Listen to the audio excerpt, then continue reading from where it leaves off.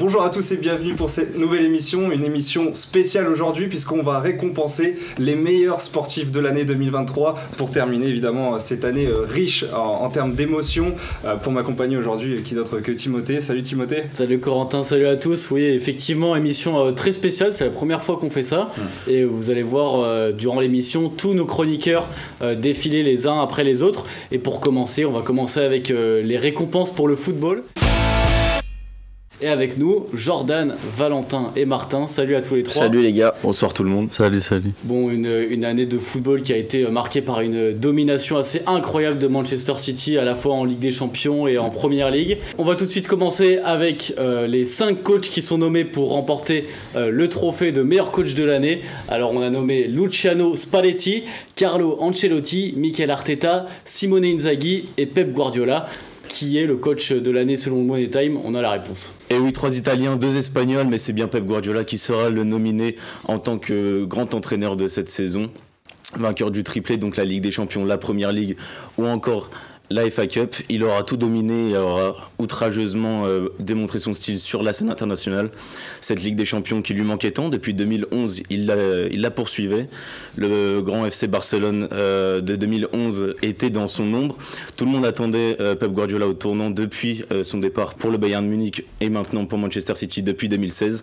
Et c'est avec cette équipe en 2022 et 2023 du coup qui vient s'imposer face à l'Inter 1-0. Une saison donc complète. Donc Manchester City aura changé sa tactique, on sait, il adore confectionner de nouveaux styles de jeu.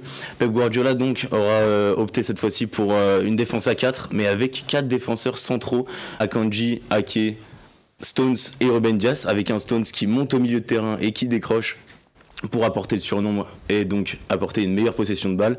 D'ailleurs, cette possession de balle, il aura atteint le record de 62% durant la saison. C'est un record en Première Ligue et c'est surtout la suprématie Pep Guardiola cette année et donc c'est pour ça que c'est de loin le meilleur entraîneur de cette année devant les Italiens de Inzaghi, Carlo Ancelotti ou encore Luciano Spalletti. Et Valentin, pour toi, est-ce que cette saison est la meilleure de l'histoire de Pep Guardiola en tant qu'entraîneur? Est-ce que pour toi c'est la plus grande consécration? De l'histoire de City, c'est sûr. Ouais. Maintenant, de l'histoire de Pep Guardiola, on a vu qu'il avait fait de très bonnes saisons, mais une saison aussi aboutie avec moins de talent qu'on a pu voir au Barça. C'est sûr que là, c'est complètement différent. C'est une équipe qu'il a façonnée de A à Z et qu'il n'a pas du tout eu besoin de sortir par la grâce du centre de formation et cédé de Messi, de Xavi, d'Iniesta et de David Villa, entre autres. Cette fois-ci, c'est un effectif qu'il a vraiment formaté de A à Z et surtout que ça fait depuis Chelsea, l'échec contre Chelsea en 2021, qu'on s'attendait à ce qu'il remporte cette nouvelle Ligue des Champions. Il a eu ses échecs pendant 3-4 ans au Bayern. Maintenant, c'est enfin son Graal qui touche et de quelle manière, puisqu'il vient remporter donc ce triplé, ce qui n'était pas arrivé depuis le Bayern en 2020 et pas pour un club anglais depuis 99. C'était Manchester United. Et il rentre donc dans le cercle très fermé des entraîneurs qui ont fait le triplé.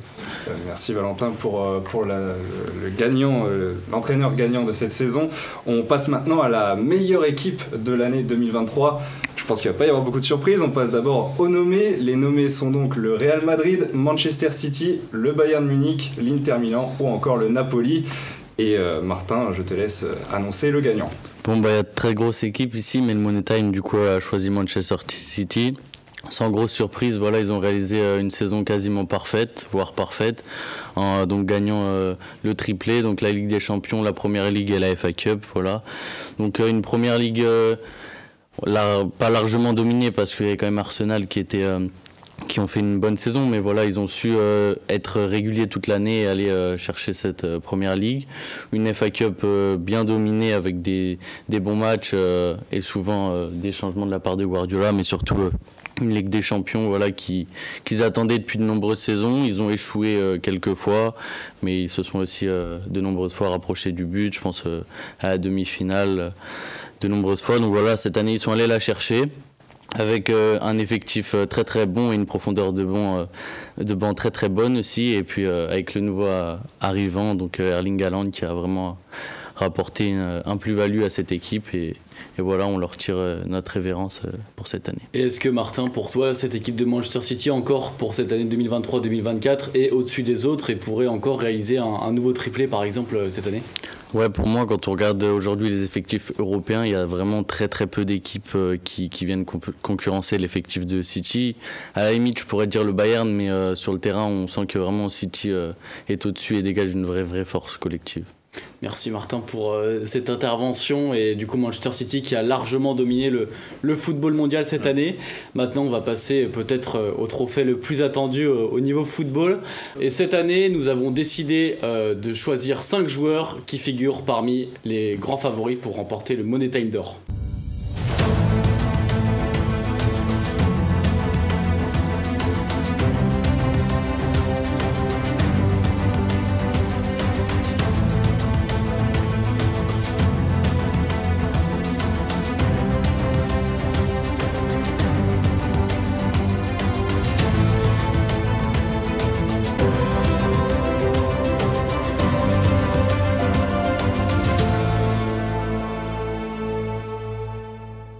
Le Money Time a décidé de récompenser un joueur qui a évidemment marqué son année. Il a réalisé la plus belle saison de sa carrière.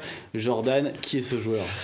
Alors, surprise ou pas, je ne pense pas, c'est Erling Haaland qui remporte le trophée du Money Time de meilleur joueur de football de l'année 2023.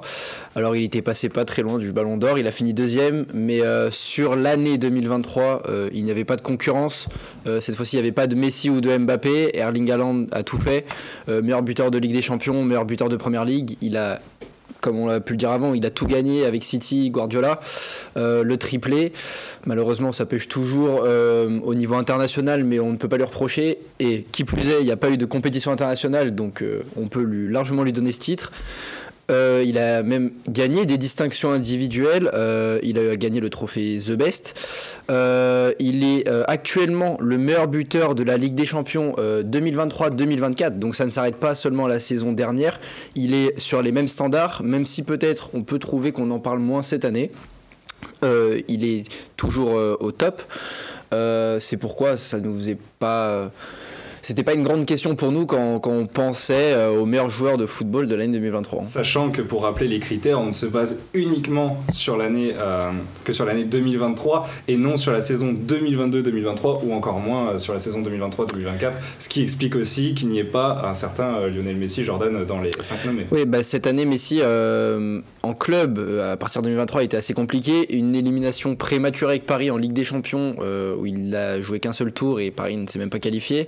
Puis une petite Ligue 1 de remporter avec des stats qui étaient corrects, mais rien de quoi inquiéter des joueurs cette année comme Haaland, peut-être Mbappé, Griezmann qui étaient parmi les nommés. C'est pourquoi Messi, énormément de respect, son Ballon d'Or est peut-être mérité pour certains, moi je pense que oui, mais sur l'année 2023 non. Merci Jordan. On va maintenant passer au football féminin et on va recommencer avec le meilleur entraîneur de l'année 2023. On présente d'abord les 5 nommés. Donc il y a Sarina Wiegman, Sonia Bonpastor, Tommy Stroot, Emma Hayes et Jonathan Giraldez. Jordan, qui est l'heureux élu? Alors le grand gagnant de la récompense du Money Time de meilleur entraîneur ou entraîneuse féminin de l'année 2023, c'est Jonathan Giraldez, l'entraîneur du FC Barcelone, qui cette année a également tout gagné avec le Barça. Alors l'année dernière, le FC Barcelone avait fait une finale de Ligue des Champions perdue contre l'Olympique Lyonnais. La saison passée, ils l'ont gagné enfin. Il a pris les rênes de cette équipe en 2021, même s'il était adjoint et assistant depuis quelques temps. C'est en toute logique qu'il remporte ce trophée. Le Barça a dominé toute l'année avec des joueuses exceptionnelles qui ont à la fois gagné avec le Barça et gagné avec l'Espagne. Je pense qu'on pourra en reparler. C'est pourquoi il est l'entraîneur de l'année. Et pour poursuivre sur le football féminin, on va maintenant donner le prix de l'équipe féminine. Bon, évidemment, il y a FC Barcelone qui était en course, et aussi l'Espagne qui a quand même remporté la Coupe du Monde, et également Chelsea, Wolfsburg et l'Olympique Lyonnais. Mais Martin, qui a remporté ce trophée ? Donc on a décidé aussi de faire remporter ce trophée au FC Barcelone, voilà, qui à l'image de Manchester City a aussi réussi le triplé cette année, donc la Ligue des Champions, la Liga et puis la Coupe d'Espagne. Donc comme l'a dit Jordan, l'année dernière ils ont péri en finale face à l'Olympique Lyonnais, mais cette année ça a été la bonne, et la Liga, voilà, ils ont dominé vraiment toute l'année, et puis pareil pour la Coupe d'Espagne. Cette année ils ont vraiment développé un vrai collectif qu'on pouvait observer quand on regardait les matchs, et ils ont vraiment des joueuses d'exception, puisqu'il y en a eu 5 ou 6 nommés pour le Ballon d'Or féminin. Donc voilà, c'est quand même un gros chiffre. Donc ils ont vraiment été tout simplement au-dessus cette année. Merci Martin. On va maintenant passer à la rubrique qu'on attend un petit peu tous, en tout cas tous les fans de foot féminin attendent tous. C'est évidemment la meilleure joueuse, et les 5 nommés sont...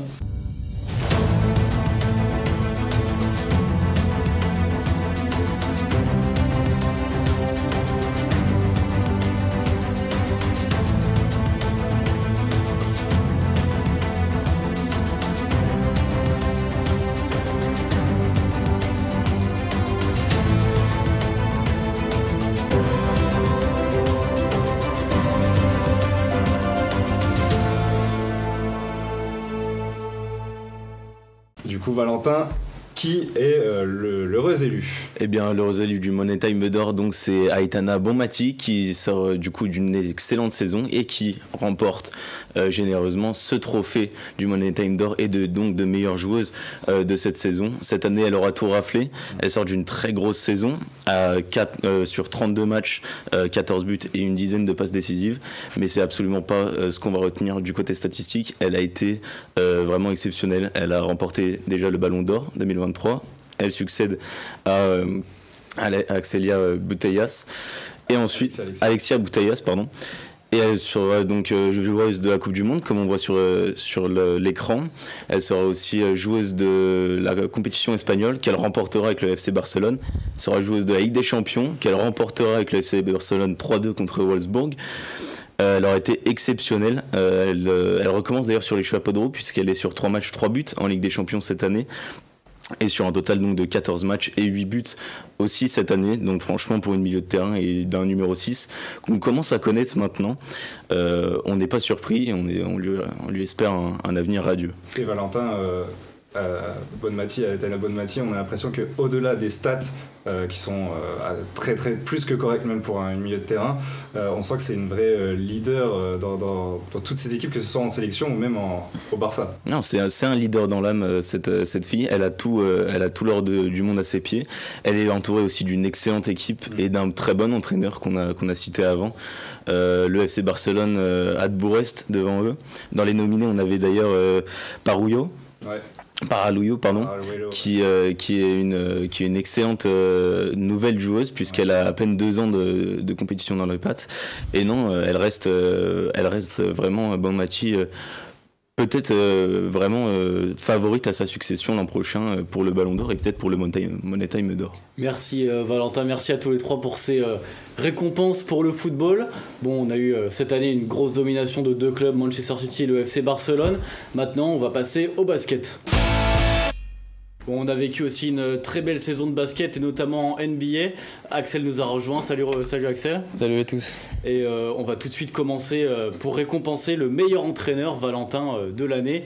Alors les nommés du coup pour ce trophée sont Eric Spoelstra, Michael Malone, Gordon Herbert, Zeljko Obradovic et Mike Brown. Valentin, qui a remporté ce trophée. Et oui, 3 coachs de NBA et 2 coachs FIBA, mais c'est bien encore les États-Unis qui raflent la mise. C'est Michael Malone, le coach des Denver Nuggets, qui sera donc élu coach de l'année.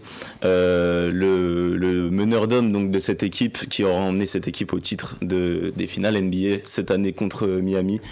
Une équipe vraiment superbe à voir jouer, avec un double MVP dans ses rangs, et tout un collectif qui jouait vraiment les uns pour les autres sans vraiment d'ego, représenté d'ailleurs par son capitaine Nikola Jokic, qui est encore sur des standards excellents cette année. mais on en reviendra un peu plus tard. Cette année, c'est rebelote, c'est reparti pour les Denver Nuggets. Ils sont vraiment repartis encore une fois sur une très bonne forme, et surtout, c'est vraiment les favoris à faire la chose la plus compliquée en NBA, c'est-à-dire réaliser le back-to-back, et donc peut-être remporter le trophée encore une fois l'année prochaine. Mais Michael Malone est encore bien entouré et bien installé. Ils ont réussi à conserver quelques cadres malgré des départs. Mais ça reste important, et il y a une énorme alchimie qui s'est créée dans le groupe, et ça se ressent, et on leur espère vraiment le back-to-back cette année. Et comme Bon Mathieu, on l'a dit tout à l'heure, est-ce que c'est aussi le candidat à sa succession déjà, Michael Malone, pour l'année prochaine? Pour l'année prochaine, il a de beaux restes, mais il y a beaucoup d'équipes qui se sont renforcées, notamment à l'ouest. Donc la concurrence va être rude, et c'est là où justement il va devoir se déployer, parce que l'année dernière, on était un peu... on les sous-estimait, on va dire. Maintenant, on sait qui sont ces joueurs, on sait de quoi ils sont capables, on les a vus toute la saison, et surtout maintenant ils vont être attendus. Et ils sont déjà attendus dans les raquettes NBA. Et c'est la plus grande victoire de sa carrière pour cet entraîneur, ce titre de NBA cette année? Réaliser un sweep contre les Lakers en finale de conférence, et ensuite gagner les Miami Heat 4-1 sans vraiment de résistance. Franchement, je pense que c'est tout à fait honorable, et je pense que c'est son plus grand accomplissement. Ouais. Merci Valentin. On va maintenant passer à la meilleure équipe de cette année 2023. Les nommés sont Miami Heat, les Denver Nuggets, le Real Madrid, les Los Angeles Lakers, et l'Allemagne.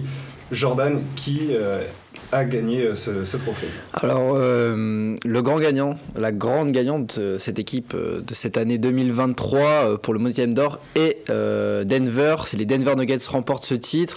Alors, ils sont, sans grande surprise, ils sont champions NBA en étant ultra dominants, avec un joueur exceptionnel qui finit MVP. Ils finissent la saison régulière premier de leur conférence, premier du Nord-Ouest. 53 victoires la saison passée pour 29 défaites, ce qui représente 64% de victoires, ce qui est vraiment très très bon. Et comme l'a un petit peu amorcé Valentin, des playoffs gérés de A à Z, une finale face à un Miami Heat qui paraissait plus faible sur le papier, mais fallait gagner, et ils l'ont fait sans trembler. Et puis oui, ce sweep contre les Lakers qui arrivait très bien lancé, a calmé tout le monde. Ils ont également sorti les Suns de Kevin Durant, Devin Booker, DeAndre Ayton, une équipe qui était ultra favorite également en play-off, et ils les ont sortis, je vais pas dire dans la facilité, mais ils ont montré qu'ils étaient les meilleurs. Ils se sont appuyés sur un Jamal Murray exceptionnel à la main. Un joueur qui a su revenir d'une très longue blessure, malheureusement qui le touche assez souvent. Et puis quand on a Nikola Jokic dans la raquette, j'ai envie de dire que tout va pour le mieux. Bon, merci Jordan pour ce trophée de meilleure équipe NBA et basket, tout simplement de l'année. Et maintenant, pour finir en basket, le trophée des 5 meilleurs joueurs de l'année. Alors les nommés sont...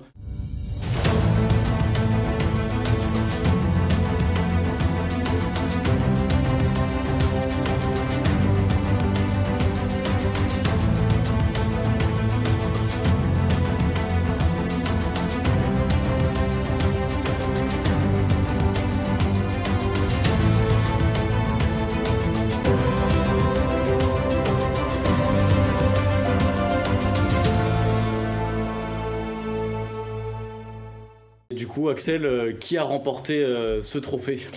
Du coup, il y a de beaux concurrents, notamment le MVP en titre Joel Embiid, mais sans grande surprise, c'est quand même Nikola Jokic qui remporte ce prix.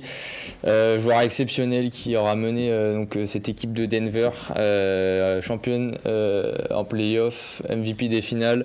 Cette stat en finale, je vous l'ai dit, c'est 30 points de moyenne, 14 rebonds et 7 passes, donc c'est absolument énorme. Il est devant dans toutes les stats dans les playoffs. Il a mis plus de 100 points, 269 rebonds et 190 passes. Donc en fait, il domine tout, littéralement tout, alors que c'est un pivot. Donc bon, il savait un peu tout faire, mais au niveau des passes, il est quand même assez monstrueux. Cette année, il est reparti un peu sur les mêmes standards. 27 points, 12 passes et 9 rebonds, quasiment en triple-double. Il y a quelques temps, je crois il y a 2 semaines, il était premier dans toutes les catégories, pareil en termes de moyenne. Donc c'est exceptionnel. Et puis En fait, ce joueur, il est très spécial, il est fait d'humilité, il est fait d'humanisme même, et puis il est drôle aussi dans sa manière de jouer, dans sa manière de se comporter. Donc non, c'est avec plaisir que je le remets ce prix et tout simplement hors norme. Et Axel et même vous deux également, avec la saison là, qui est en cours, la saison régulière, qui pour vous se démarque le plus et pourrait prétendre à ce titre de MVP, que ce soit même sur la saison régulière ou encore pour les playoffs? Je vais commencer et je vais être très rapide. Ça commence comme depuis 2-3 ans maintenant, ça se joue entre lui et Embiid. Il y en a qui sont derrière, je pense à Luka Doncic, Shai Gilgeous-Alexander. Ça fait 4 joueurs, aucun américain, donc le basket international devient meilleur, j'ai envie de dire. Mais ouais, pour moi pour l'instant ça se joue encore entre Embiid et Jokic, et peut-être que je mets un petit peu Embiid devant pour l'instant. Mais Jokic, franchement, ça se joue dans un mouchoir de poche. Hein. Valentin? C'est aussi entre les intérieurs NBA. Ouais. Donc, moi, je vais rajouter Giannis à la course au MVP. Et c'est vraiment la même. Ça fait 2 ans où c'est la même chose. C'est Giannis, Jokic, Embiid. Et ça varie selon les prestations. Et l'année dernière, je pense que Embiid l'a eu puisque Jokic sortait quand même de 2 énormes saisons et il fallait quand même récompenser le Camerounais d'une énorme saison aussi. Et surtout, en fait, aucun des 3 ne démérite, si je peux ajouter Giannis à cette liste. Et Axel, du coup? Ouais, bah pareil, hein, Giannis qui vient de faire son record de points, Jokic qui est toujours sur la même lancée, et puis Embiid toujours monstrueux. Comme tu l'as dit, ouais, ça faisait 2 ans que Jokic était MVP. Il aurait pu être une 3e année, hein, il était quasiment dans une saison triple-double. Apparemment, ce qui lui coûte le titre la saison dernière, c'est le fait que toute la saison il est en triple-double. Et au dernier moment. C'est 0,2 passes de moyenne. Ouais, au dernier moment, en passe, il repasse sous les 10. Voilà. Donc ça lui coûte apparemment son titre. Et ce qui me remet aussi en cause maintenant la légitimité d'Embiid, c'est aussi les prestations en play-off qui ont directement influencé sur le vote des participants. Et donc Jokic a marqué d'énormes points cet été. Et cette année, ou même pour les saisons à venir, qu'est-ce qu'on peut souhaiter, Axel, à Nikola Jokic, lui qui a maintenant du coup remporté le titre de NBA? Bah, concrètement, remporter d'autres titres de MVP, mais surtout Denver, ouais, ou peut-être autre part, mais bon, je pense qu'il va rester à Denver pour l'instant. Après, là, bon, c'est pas encore sûr, mais je pense qu'il faudrait qu'il aille chercher les JO. Je sais pas s'il va encore les jouer, mais ça va être compliqué. Mais voilà, c'est putain un titre en club qui manque, un titre avec son pays qui manque, et c'est tout. Et merci Axel, merci à vous 3, et on va maintenant passer au rugby.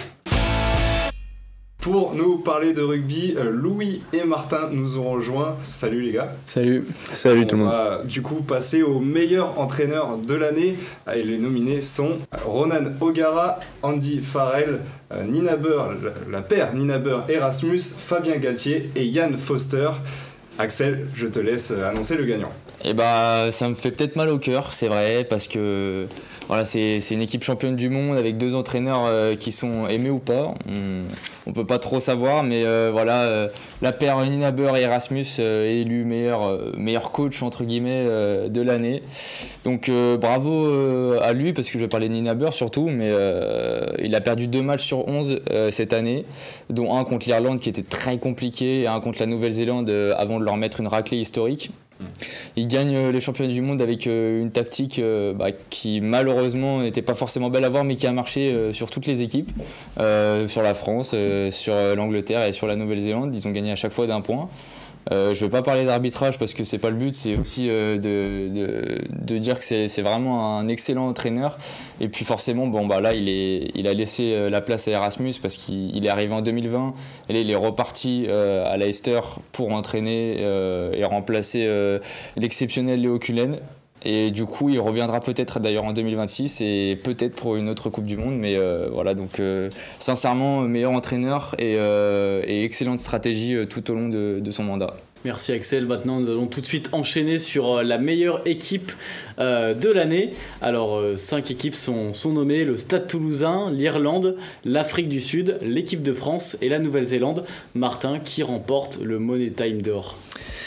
Pareil, comme Axel, ça fait mal de le dire. Hein. Malheureusement, on a décidé de mettre quand même l'Afrique du Sud pour leur titre de champion du monde. On les attendait pas forcément à ce niveau-là dans la compétition.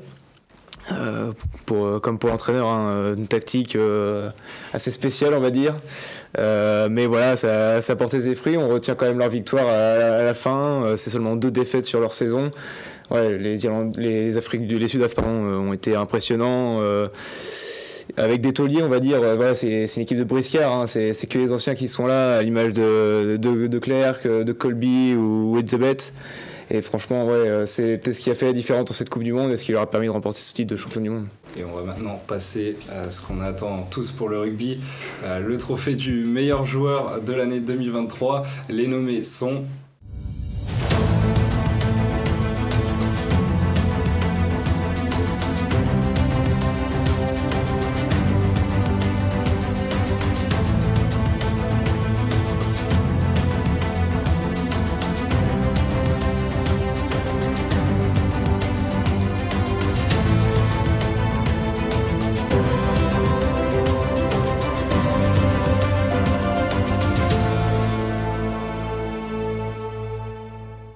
Et donc, Louis, qui a gagné ce trophée du meilleur joueur ? Bon, après avoir sublimé l'Afrique du Sud, on va mettre un peu de cocorico dans ce... Pour changer, voilà. Dans ces Money Time d'or. Et puis c'est Antoine Dupont qui a été sélectionné, qui remporte ce Money Time d'or. Alors sur le papier, on pourrait penser que avec la Coupe du Monde ou même en Champions Cup, le bilan est un peu contrasté, mais on rappelle quand même qu'il a remporté le top 14, le bouquet de Brennus. Ça s'est joué à rien, il peut remercier son coéquipier Ntamak. Mais c'est surtout sur le Grand Chelem qui s'est énormément illustré, même si l'équipe de France arrive deuxième, il est le meilleur joueur de ce tournoi. C'est la 3e fois qu'il est le meilleur joueur et il égale le record de Brian O'Driscoll, l'Irlandais. On se rappelle de son plaquage monstrueux face à Mark Hansen qui l'empêche d'aller à la ligne. Et on peut conclure que c'est quand même une belle année pour Antoine Dupont. Et justement, pour revenir sur Antoine Dupont, Louis, au-delà des performances individuelles d'Antoine, on a vu pendant cette Coupe du Monde, c'est un guerrier, c'est un héros, on peut dire ça. Quand il s'est blessé à l'œil, il est revenu immédiatement alors qu'il était encore blessé face à l'Afrique du Sud. On a vu cette détermination et... On peut le dire, il a été un peu le porte-étendard de cette nation pendant le mois de la Coupe du Monde. Ah mais complètement, Antoine Dupont c'est le porte-étendard du rugby tout simplement en France et il a une énorme importance, on l'a vu sur les réseaux etc. Dès qu'il y a eu cette blessure face à la Namibie, c'est comme si la Coupe du Monde pour nous s'était arrêtée et il est tout de suite revenu, un vrai courage et puis ce rôle de capitaine lui va très bien et je pense que normalement il devrait l'avoir sur toutes les compétitions qui suivent. En plus, un petit point, je pense que vous l'avez, mais c'est la 2e personnalité française la plus recherchée, il me semble, sur l'année. Donc, c'est pas rien. Bon, il y a eu la Coupe du Monde qui l'a bien aidé. Mais au-delà de ses performances en 15, on sait aussi qu'il va préparer les JO à 7.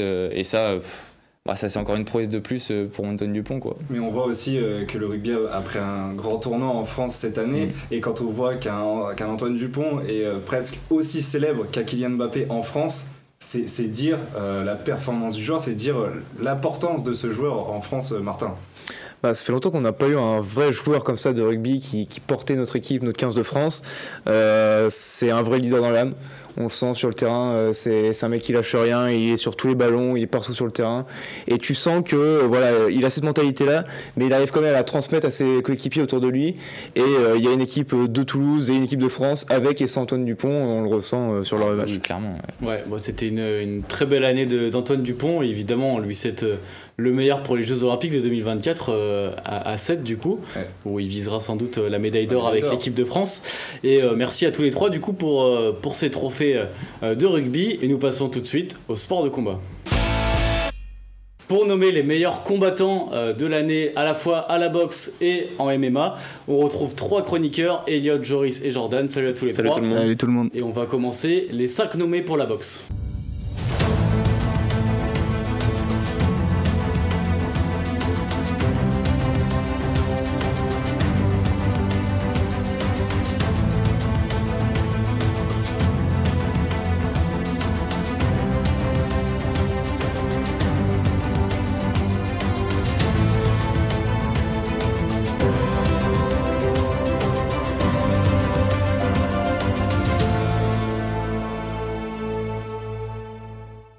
Elliot, qui a remporté ce Money Time d'or pour la boxe? Alors le Money Time d'or 2023 pour les boxers, on le donne à du coup le jeune Devin Haney. Le jeune boxeur de 25 ans est en 31-0. Cette année, il a fait 2 combats, un pour défendre ses titres en poids léger et un pour justement devenir champion incontesté des poids super légers.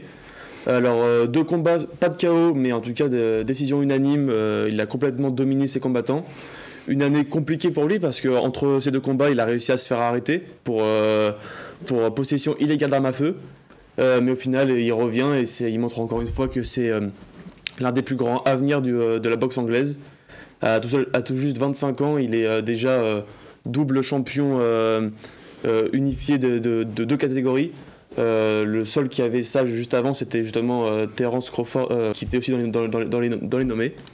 Et rien à dire, super année pour lui et on espère un avenir plus radieux. Et Elliot, c'est un petit peu aussi une surprise parmi les 5 nommés, enfin les 5 gros noms qu'il y a, les 4 même gros noms, quand on a des Davis, Usyk, Crawford ou Canelo Alvarez, se dire que c'est Devin Haney qui sort du lot cette année, c'est quand même c'est quand même une performance exceptionnelle. Quand on voit des Canelo Alvarez qui ont des 62 en termes de record, c'est quand même exceptionnel la performance de Devin Haney cette saison. C'est exceptionnel et justement si on l'a sélectionné, c'est justement pour sa jeunesse. Avoir un jeune joueur qui est déjà en 31-0, qui refuse aucun combat, qui veut toujours les plus grands combattants et qui se combat 2 à 3 fois dans l'année, ce qui est quand même très rare dans la boxe anglaise. C'est un combattant exceptionnel et même si je pense que beaucoup seront un peu plus du côté de Crawford ou autre, je vois pas pourquoi Haney ne serait pas méritant pour ce titre. Et donc c'est justement c'est l'avenir de la boxe anglaise et d'ici 3-4 ans, ce sera un des plus grands. Et Jordan, est-ce que l'avenir de la boxe anglaise ne se retrouve pas aussi chez certains Francis Ngannou qui s'est montré, qui s'est révélé aux yeux du grand public en tant que boxeur incroyable face à Tyson Fury? Est-ce que tu penses qu'il a aussi un avenir en boxe? Alors, peut-être qu'il pourra se retrouver. L'avenir c'est compliqué parce que Francis n'est pas tout jeune, je crois qu'il a 36 ans. Si je me trompe pas, donc il n'a pas énormément d'années devant lui pour se rater. Oui, après, assez âgé, mais lui là, si on prend l'exemple de Haney, il a 25 ans, il est déjà champion WBC, WBA, IBF. Lui, dans 10 ans, j'ai bien hâte de voir où il sera. Il fait partie de cette nouvelle génération. Il y a comme les Gervonta, dont je suis un grand fan. Les Francis, c'est autre chose. Après, il est dans une catégorie où Ngannou, où peut-être qu'il y a plus de place pour se faire un nom dans la boxe anglaise. J'imagine qu'un champion UFC dans la catégorie de Haney ou de Gervonta ferait pas long feu. Là où peut-être qu'en poids lourd ça peut le faire et on l'a vu contre Fury, Ngannou il était pas médiocre. On va maintenant passer au MMA. Les 5 nommés pour le trophée du meilleur combattant ou de la meilleure combattante sont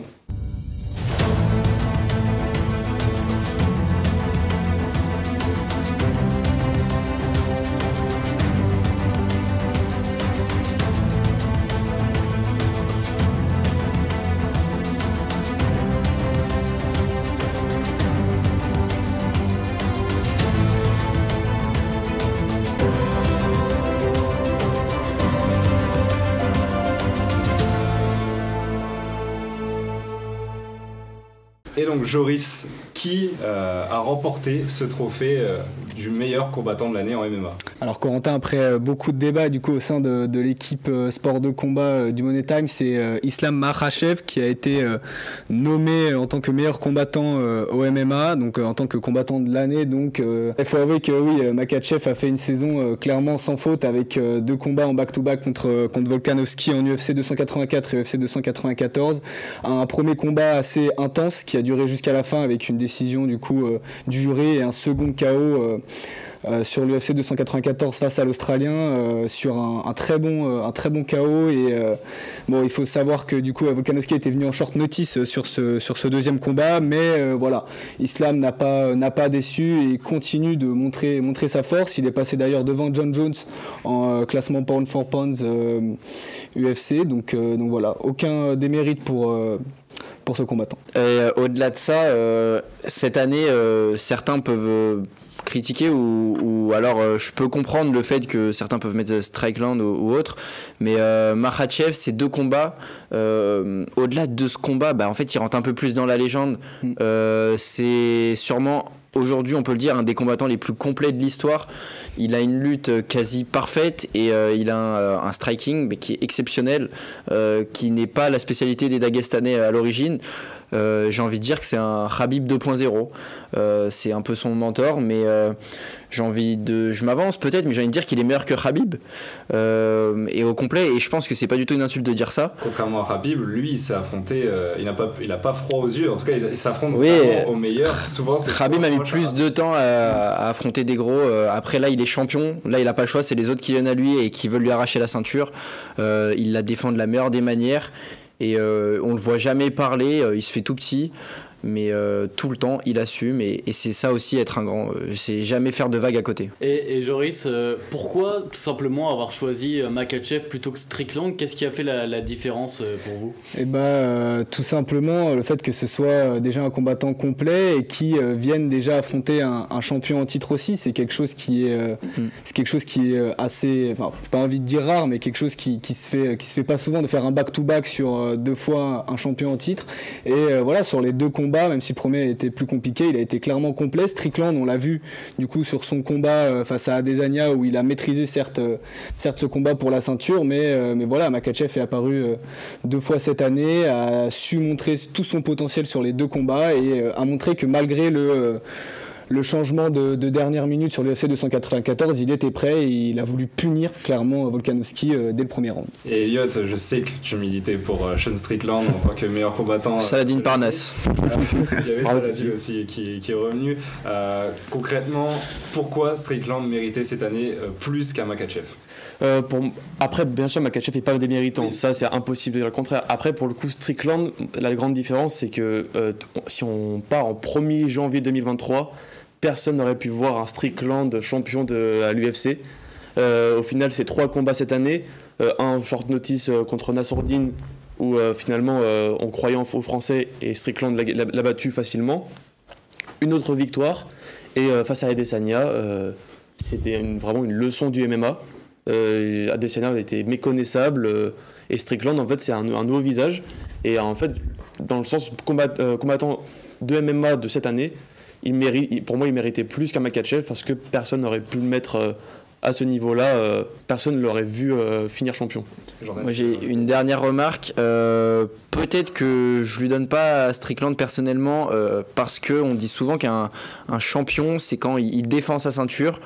Alors je crois pas au coup de chance parce que comme il vient de le dire, Adesanya il lui fait une leçon, mais là s'il avait eu le temps de faire un autre combat et de défendre sa ceinture, montrer que c'est lui comme Leon Edwards a pu le faire à l'époque, et bah là franchement je l'aurais mis oui, mais pour moi ça a été encore petit peu plus faible que Makhachev. Merci à tous les 3 pour ces récompenses. On va tout de suite passer au sport mécanique. Pour récompenser les sports automobiles sur cette saison 2023, on va plutôt se concentrer sur 3 principaux sports, la Formule 1, la MotoGP, mais également le rallye. Et d'ailleurs, Joris, on va commencer avec le rallye. Alors les nominés du coup pour remporter le trophée de meilleure écurie, il y a Toyota, Hyundai, Ford, Skoda et Citroën. Qui est récompensé? Et donc sans vraiment de suspense, Timothée, c'est l'écurie Toyota qui l'importe et qui roule clairement sur la catégorie WRC depuis 3 ans. Il décroche un 7e titre constructeur cette année en WRC et l'écurie surclasse en fait clairement la concurrence. Ils sont à 8 victoires sur 11 rallyes cette année. C'est un peu les Mercedes du rallye. Et en fait, depuis que l'ère hybride est arrivée sur cette compétition, ils sont clairement au-dessus. Avant avant les 3 derniers rallyes, ils étaient déjà à 106 points d'avance et ils étaient déjà sûrs d'être champions. Donc rien à dire sur cette écurie en plus, si ce n'est que voilà, ils continuent de surclasser avec un total maintenant de 8 victoires en tout dans leur histoire et ils deviennent maintenant du coup 3e écurie de l'histoire à avoir remporté autant de championnats constructeurs. Et Joris, maintenant on va passer aux meilleurs pilotes de rallye de cette saison et les nommés sont...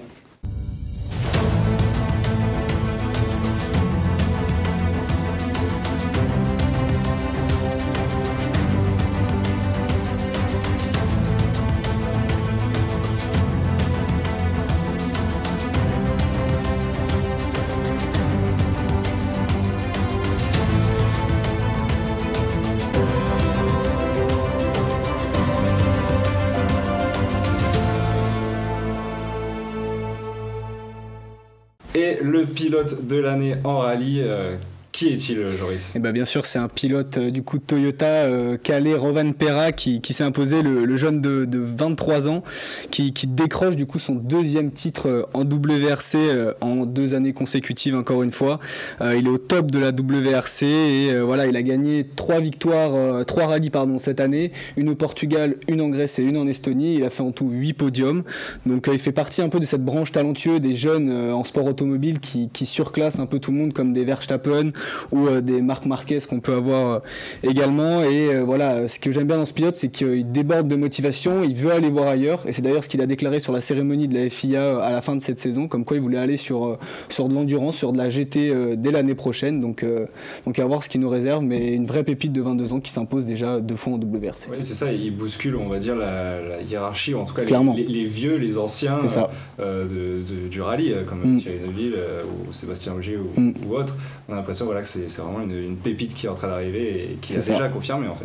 Et qui bat aussi du coup le record du plus jeune pilote à remporter la WRC, et c'est bien sûr un pilote Red Bull comme celui que je vous ai cité qui est déjà sponsorisé par une grosse marque comme ça qui souhaite encourager les jeunes espoirs. Tu parlais de Max Verstappen, on y reviendra juste après, mais d'abord on va décerner le prix de la meilleure écurie et du meilleur pilote de MotoGP cette saison, une saison très accrochée jusqu'au dernier Grand Prix. Joris qui nous a rejoint, salut Joris. Salut à tous. Les nommés du coup pour remporter ce trophée de meilleure écurie de MotoGP cette saison sont Red Bull KTM, Pramac Racing, VR46, Gresini et Ducati. Joris, qui est récompensé ? Le Money Time d'or est décerné à l'équipe Pramac Racing. En effet, l'écurie est composée donc de Jorge Martin, qui est l'Espagnol qui est arrivé donc 2e du classement cette année, après sa 3e année en MotoGP seulement, avec aussi le Français donc Johan Zarco qu'on a entendu parler avec sa première victoire après 7 ans en Australie. Johan Zarco a donc été classé et donc arrivé plutôt 5e au classement général avec 5 podiums. Nous pouvions penser au début de saison que Pramac Racing aurait pu se disputer la victoire avec l'écurie Ducati officielle, mais malheureusement avec la blessure de Enea Bastianini, le coéquipier du champion du monde actuel Francisco Bagnaia, c'était impossible. Donc franchement chapeau à l'équipe Pramac Racing qui a donc beaucoup travaillé cette année pour obtenir ce résultat et battre un record avec une victoire d'une écurie donc satellite qui n'a donc pas les mêmes motos qu'une écurie officielle depuis 2018 environ. Et Joris, est-ce que tu penses que pour la saison prochaine, Pramac fait partie encore des favoris pour ne serait-ce que remporter le classement constructeur ? Je pense, mais pas trop, car en effet, donc il y a le retour d'Enea Bastianini qui est bien revenu en force, donc avec les victoires par exemple à la fin de la saison. Aussi avec Johan Zarco, donc qui va quitter malheureusement Pramac Racing, donc il était vraiment très fier d'avoir gagné en Australie pour ses dernières courses. Il va donc rejoindre Honda, donc l'ancienne écurie de Marc Marquez, comme tu le disais Joris, et donc Marc Marquez, plus que Ducati domine vraiment la catégorie MotoGP, va rejoindre une autre écurie satellite de Ducati. Et Joris, on va maintenant passer au meilleur pilote de la saison 2023 de MotoGP. Les nommés sont...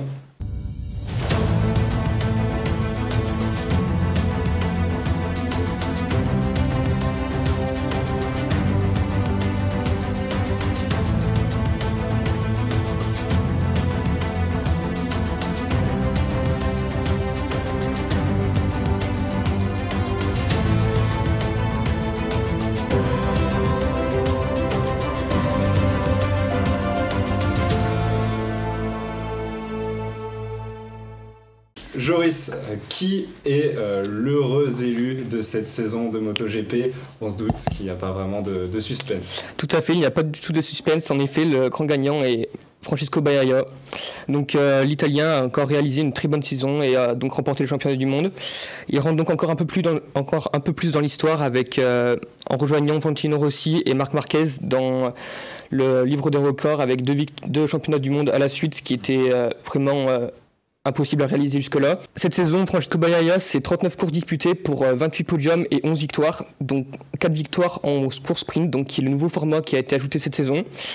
Il a aussi fait seulement 4 abandons, dont une très dangereuse en Catalogne, où nous pouvions penser à une fin de saison, en mi-saison. Mais cependant, avec son trait de compétiteur, il est revenu sur son guidon dès la semaine d'après au Grand Prix de Saint-Marin. En fin de saison, il a aussi résisté à Jorge Martin, donc l'Espagnol qui est arrivé deuxième, Pourtant, Jorge Martin lui mettait beaucoup la pression, comme à Valence, avec les séances d'essai, dès les séances d'essai où il le suivait même en dehors, dans les graviers. C'est qu'il y a vraiment une situation... C'est assez exceptionnel. Oui, tout à fait. C'est un peu comme on avait vu en F1 avec Verstappen Hamilton, jusqu'au dernier Grand Prix, c'était vraiment une bataille extraordinaire. On a vécu une saison assez folle et tout s'est joué même au dernier Grand Prix. Oui, tout à fait. Ce que je voulais rajouter, donc jusqu'à la dernière course à Valence, le championnat du monde était encore possible pour être remporté par Jorge Martin, mais ce n'a pas été possible avec une chute, donc avec Marc Marquez qui a été causée car Jorge Martin donc a trop voulu suivre Francesco Bagnaia qui était trop puissant encore cette année. Ouais, c'est logiquement du coup Bagnaia qui remporte oui, tout à fait, sans surprise. Le championnat cette saison.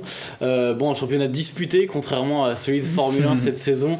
Là on va aussi décerner 2 prix, la meilleure écurie et le meilleur pilote. Les 5 écuries qui peuvent remporter du coup ce Money Time d'or sont Mercedes, Red Bull, Aston Martin, Williams et McLaren. Alban, qui remporte ce prix? Sans grande surprise, c'est Red Bull. Ils ont fait une domination pratiquement totale sur tous les grands prix. Seul Singapour vient mettre une petite coquille. Mais sinon, c'était vraiment une saison pratiquement parfaite. En tout cas, avec leur pilote vedette Verstappen. Côté Perez, un peu plus de mal, mais bien présent quand même. Non, Red Bull a fait une saison parfaite. Et comment expliquer du coup cette surdomination de Red Bull? Si au niveau de la voiture, c'est vraiment les pilotes, qu'est-ce qu'ils ont de plus que les autres écuries? Je pense qu'il y a les deux. Niveau pilote, on a un Verstappen qui est considéré comme un génie. Il a su apporter les modifications à la voiture qu'il fallait. Il a su la faire à son image, ce qui l'a aidé à remporter toutes les courses, à la différence de Perez qui a eu un peu plus de mal à faire ses réglages, mais qui avait quand même une voiture bien dominante qui l'a aidé à être dans la course. C'est clairement cette voiture dominante qui l'a clairement aidé à finir deuxième du championnat pilote, puisque en réalité, les performances n'étaient pas là comparées à celles de Max Verstappen. C'est ça, on aurait mis Perez dans une autre voiture, ça n'aurait pas été la même. N'importe quel pilote avec une Red Bull aurait pu faire le même résultat que Perez. Donc vraiment la voiture joue beaucoup, mais le pilote aussi. On va maintenant passer au meilleur pilote. Je pense qu'il y a moins de suspense. Les nommés sont...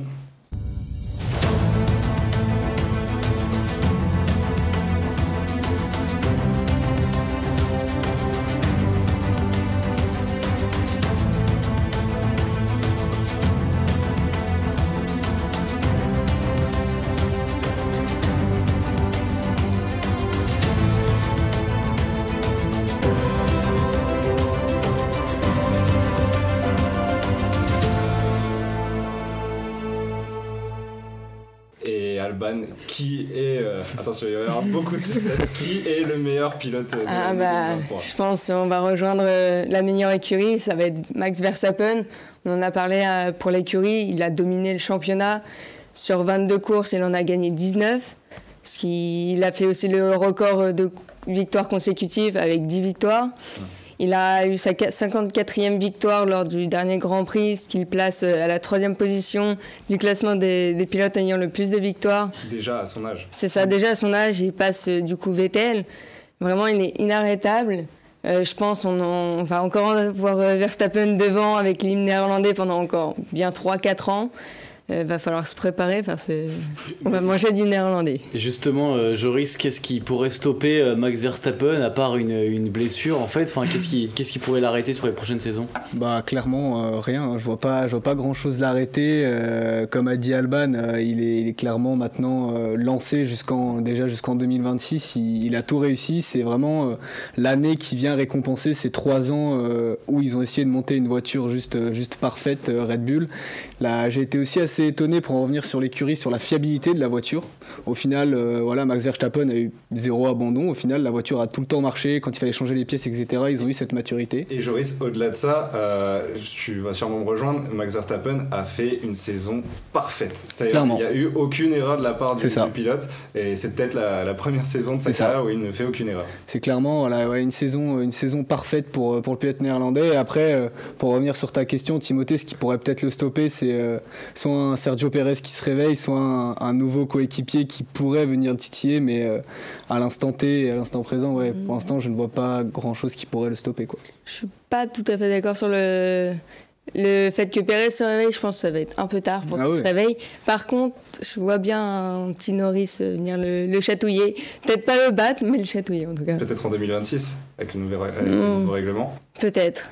On surveillera ça de très près pour les prochaines saisons. Merci à tous les trois pour ces prix de sport automobile, et nous passons maintenant au cyclisme. Pour commencer tout de suite avec le cyclisme, nous avons 3 nouveaux chroniqueurs qui sont arrivés, Martin, Elliot et Mathieu. Salut à tous les 3. Salut. Et on va tout de suite commencer en récompensant le cyclisme féminin et la meilleure équipe de cette année. Alors 5 équipes sont nommées: DSM Firmenich, FDJ Suez, Lidl Trek, Movistar et SD Work. Elliot, qui on récompense cette année pour le cyclisme féminin?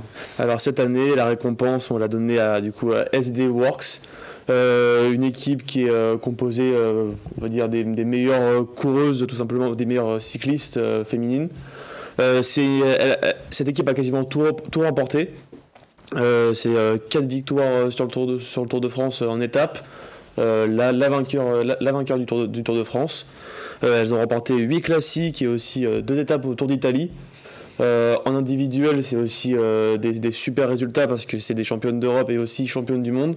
On a la championne du monde et championne d'Europe contre la montre et en course. Donc une année très complète pour l'équipe où c'est ça, en fait, ils ont tout gagné à part du coup on va dire le Giro d'Italie où les favorites étaient absentes, mais sinon année parfaite. Ouais, c'est une surdomination de la part d'SD Works. 62 victoires en une saison, c'est outrageux. La deuxième équipe qui a le plus de victoires, c'est la Movistar, elle en a seulement 20. Et encore une bonne partie, c'est grâce à Van Vleuten, qui a elle gagné la Vuelta et le Giro. Voilà, c'est outrageux comme domination. On a rarement vu ça. On va maintenant passer à la meilleure cycliste, meilleure coureuse de l'année 2023. Les nommés sont...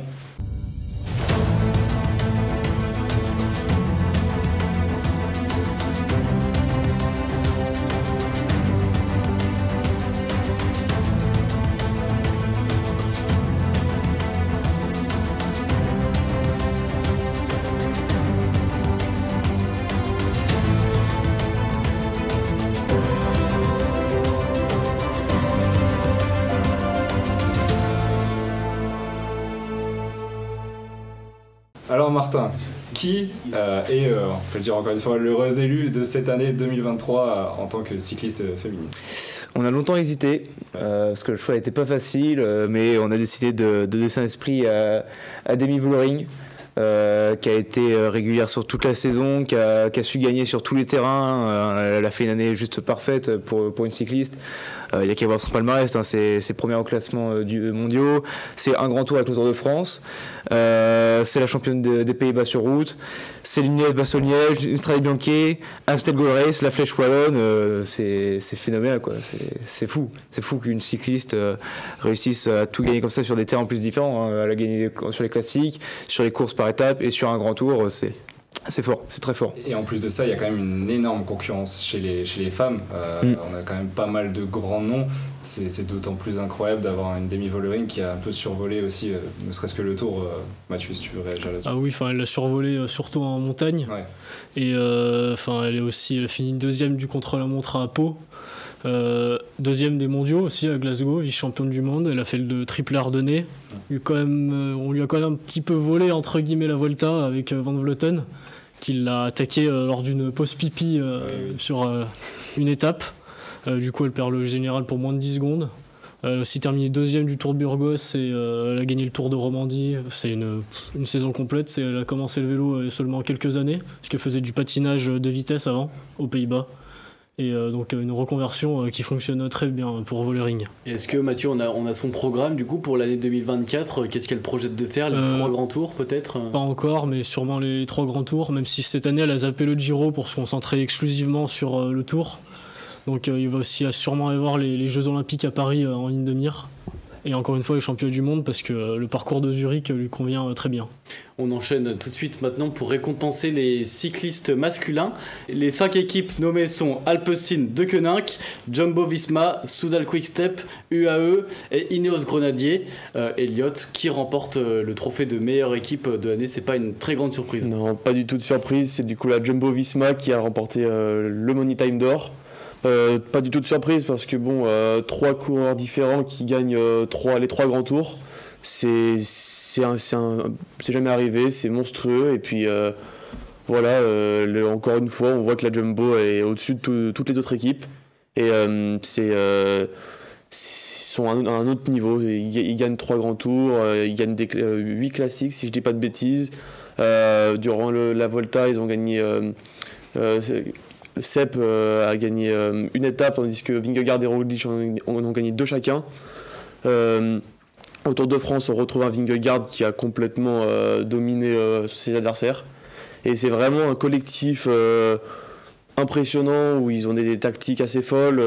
Je pense souvent à cette tactique de mettre Van Aert tout devant pendant le Tour de France pour attendre le Vingegaard qui attaque et le ramener jusqu'à la fin. Ils sont au-dessus de tout le monde et là encore cette année, ils l'ont été encore plus. Martin, un petit mot sur la photo que tu vois sur les écrans? Moi j'ai dit tout à l'heure, c'est insolent. Là, tu vois ça, tu te dis, voilà, les mecs ils ont pas respecté le peloton là, ils l'ont roulé dessus, c'est fou. Franchement, l'équipe est très bien construite. Elle est capable de jouer sur tous les terrains. Elle a des leaders et des coéquipiers qui savent faire le boulot de l'ombre.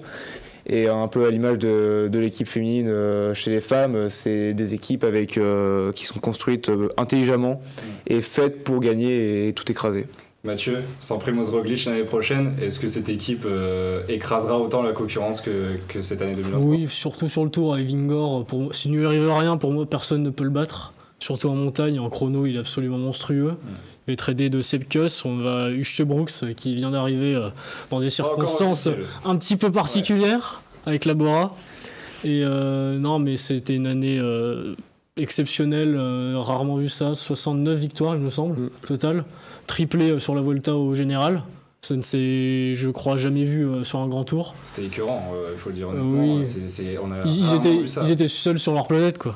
Oui. Et même, j'ai une image qui me marque, c'est sur le tour. C'était l'étape de Morzine, avec seulement Laporte et Van Barle qui roulent dans l'école seuls, alors que c'est pas des grimpeurs. Ils ont tenu toute une échappée d'une vingtaine de coureurs, moins d'une minute pendant 100 bornes. C'est un effectif hors norme et ils arrivent à faire des choses incroyables. Et même jusque-là, tu parles de Laporte, mais Laporte champion d'Europe aussi en fin de saison, c'est exceptionnel sur tous les tableaux, ils sont présents. Laporte qui a aussi gagné Gand, Wevelgem et à travers la Flandre. Ouais.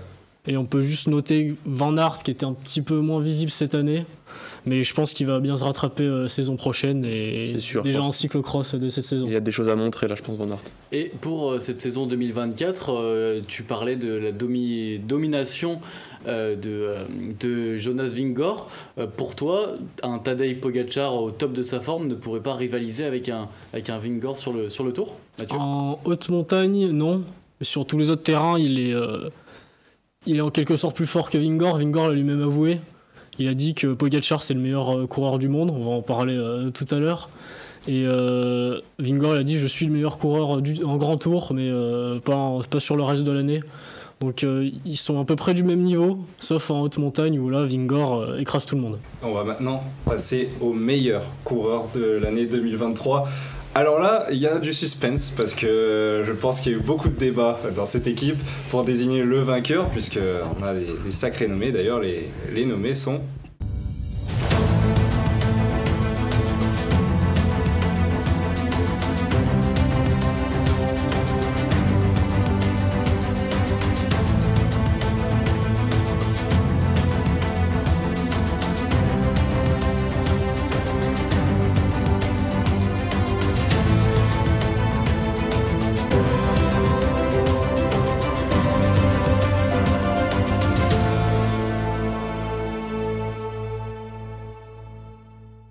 Et donc Mathieu, qui est le coureur de l'année 2023 ? Alors pour nous, le meilleur coureur de l'année 2023, c'est le Slovène Tadej Pogačar. Il a été vainqueur sur tous les terrains, que ce soit en montagne, sur les pavés des Monts Flandriens en Belgique, sur les Ardennaises, et même sur toutes les courses d'un jour et par étape. C'est 17 victoires cette saison, numéro 1 mondial pour la 3e année consécutive, à seulement 25 ans. Il a remporté notamment Paris-Nice avec 3 étapes, l'Amstel Gold Race, le Tour des Flandres, en battant Van Der Poel sur son terrain. Il a aussi gagné la Flèche Wallonne, sommet du mur de Huy pour Puncher.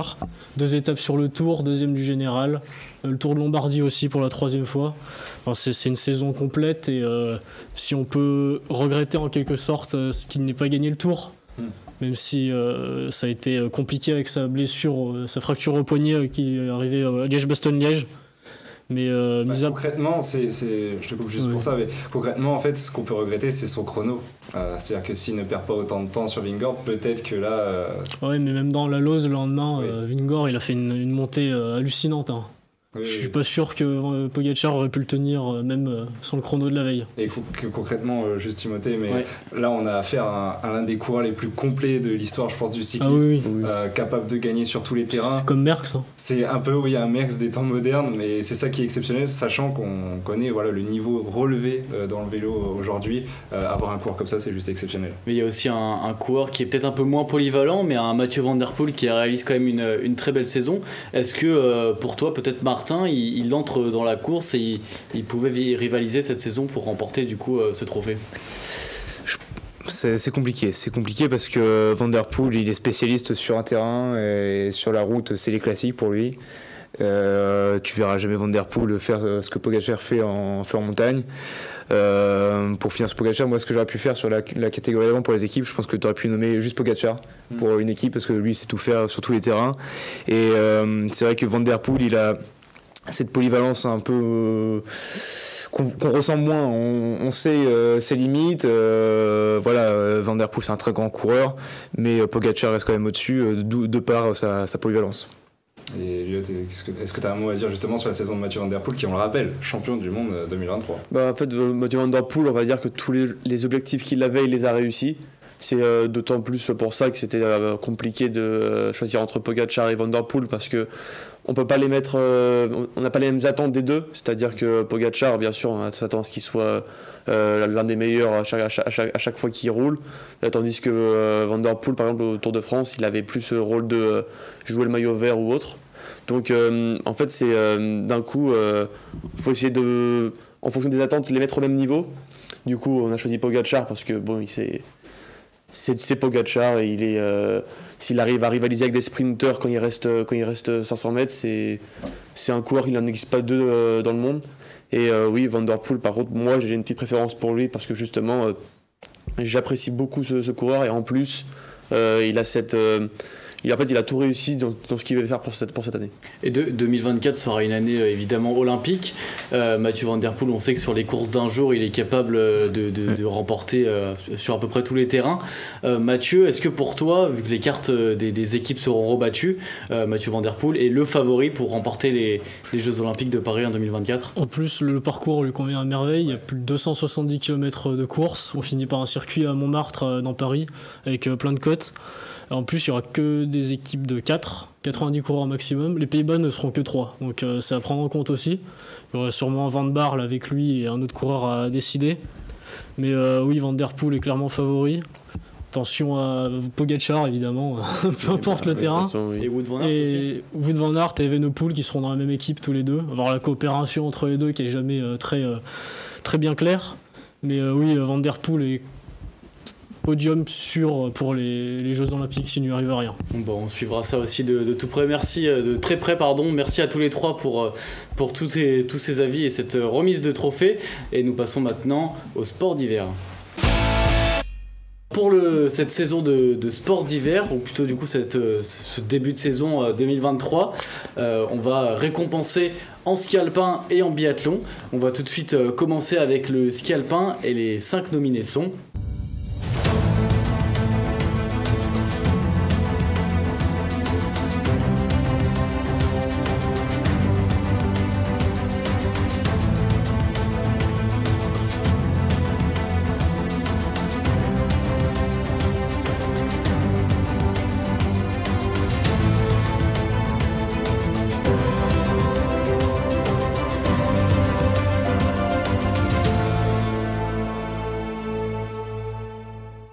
On a vécu une très belle saison de ski alpin cet hiver avec deux dominations en fait, une chez les hommes, une chez les femmes. Michael Schifrin chez les femmes et Marco Odermatt chez les hommes. Joris, qui a remporté du coup le Money Time d'or en ski alpin? Alors, il y a eu du coup hésitation entre les deux skieurs que tu as dit, mais on a bien sûr décidé de récompenser le skieur suisse Marco Odermatt, qui a encore fait une saison juste monumentale et encore qui rentre dans les annales et une saison historique.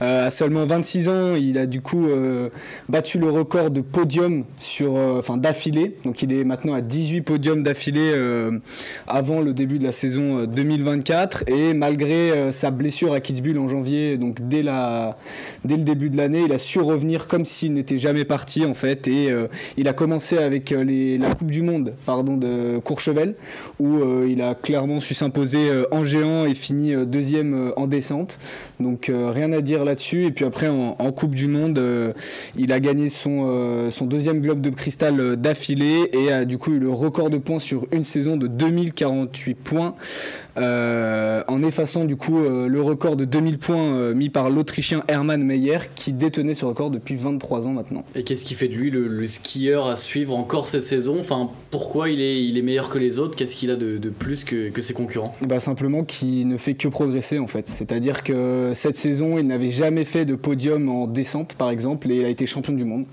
sur la descente, alors qu'il revenait de blessure. Il ne cesse d'innover et de tout le temps s'entraîner plus. C'est un skieur qui a toujours la hargne et qui sait même surprendre là où on ne l'attend pas. Donc voilà, je pense qu'il va continuer de rouler sur le ski international, et voilà. Oui, il a aussi un ski très propre, techniquement il fait presque jamais d'erreur. Et de l'autre côté du coup Michael Schifrin aussi, qui fait une excellente saison. Martin, qu'est-ce qu'on peut dire sur cette super skieuse?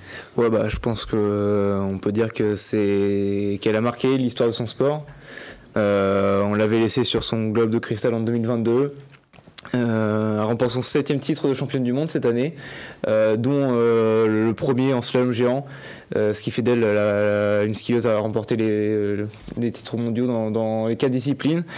Elle en est maintenant à 90 victoires sur sa carrière. C'est tout simplement énorme, et forcément remporte son 5e globe de cristal, une première dans ce sport. C'est la première skieuse à réaliser ça. C'est phénoménal. Et maintenant on va passer au biathlète de l'année. Les nommés sont...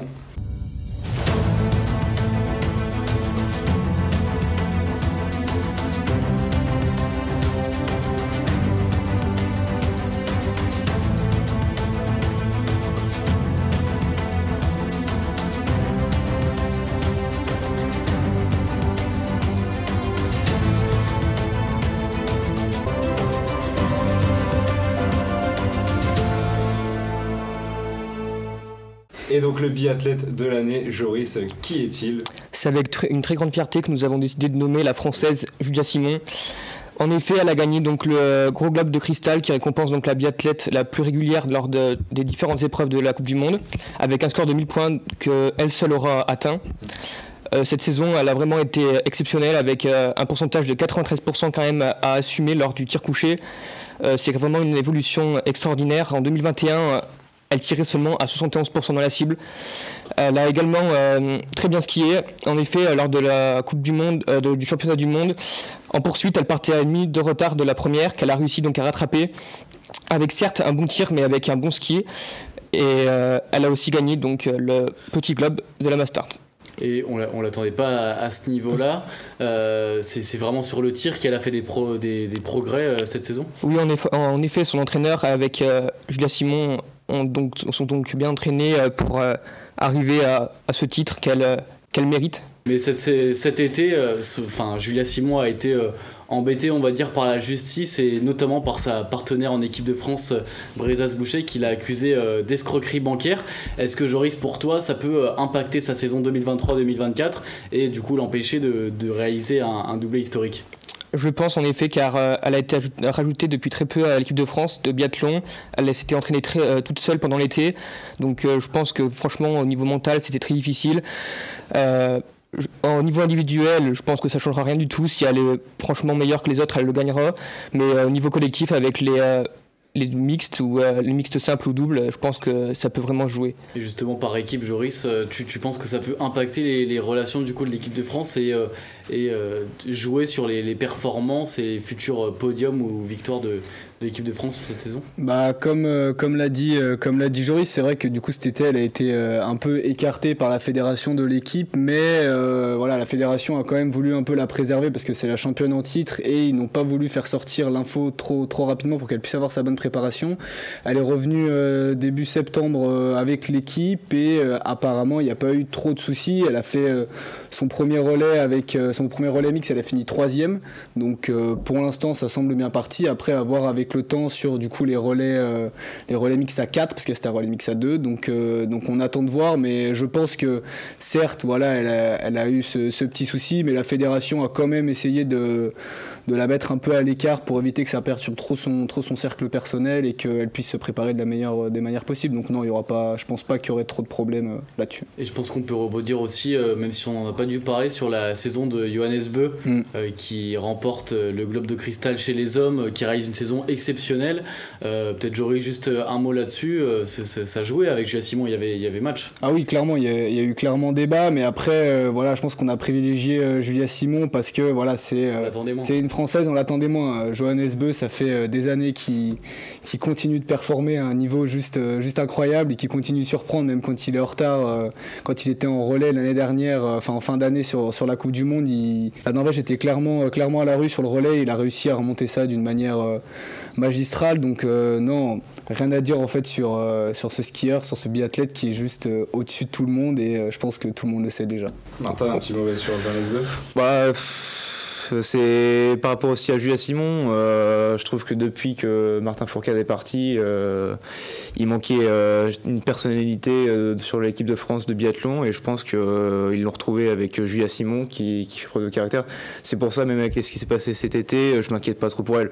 Je pense que c'est une championne et qui a un mental très fort et qu'elle saura rebondir juste après ça, quoi. Chez les Français, on a quand même eu Quentin Fillon-Maillet qui a fait une bonne saison, qui a remporté le Globe de Cristal en 2021-2022. Ouais, donc c'est bien, c'est dans la continuité. On pensait qu'après un grand champion comme Martin Fourcade soit parti, on aurait pu avoir un peu peur pour le biathlon français, mais voilà, ces deux athlètes-là font du bien, ils nous font plaisir à voir et à courir pour la France.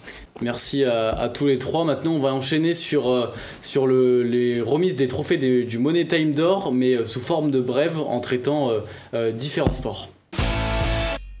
On va tout de suite commencer avec le tennis pour les sports en bref et les remises de trophées rapidement. Bon, en tennis, on a fait une émission récemment sur le sujet avec Flavien. Salut Flavien. Salut les gars. Alors, qui remporte le trophée de meilleur joueur de l'année sur le circuit ATP ? Eh bien, le meilleur joueur de l'année, sans grande surprise, c'est Novak Djokovic, qui termine la saison numéro 1 mondial pour la 8e fois de sa carrière. Donc un record, il base son propre record qui était de 7, il est loin devant les autres. Sampras est à 6, Federer, Connors et Nadal sont à 5. Et je pense que pour parler au mieux de la saison de Novak Djokovic, je peux un petit peu rappeler ses résultats, son palmarès qui parle d'eux-mêmes. Donc cette saison, il a atteint les 4 finales en Grand Chelem. C'est la 3e fois de sa carrière qui réalise cet exploit après 2011 et 2015. Et l'égal Federer, qu'il avait également fait 3 fois en 2006, 2007 et 2009.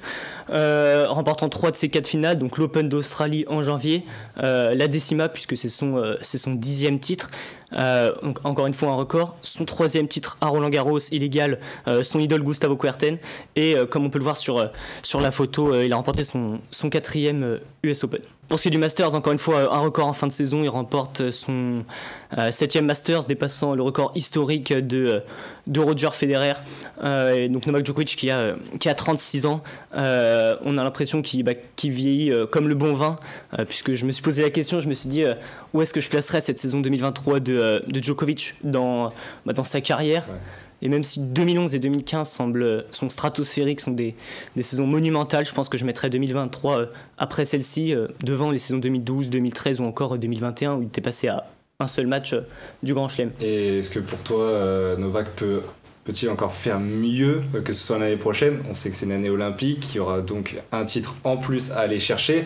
Est-ce que tu le sens capable de réaliser le Grand Chelem doré, si je ne me trompe pas ?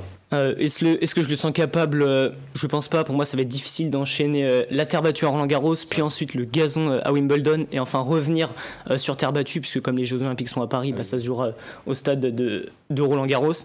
Puis ensuite, j'imagine un petit peu émoussé physiquement, car même s'il a 36 ans et qui semble parfait sur tous les aspects physiques, je pense que remporter l'US Open, ce sera difficile. Donc, le Grand Chelem doré, j'imagine pas, mais pourquoi pas 1 ou 2 titres en Grand Chelem.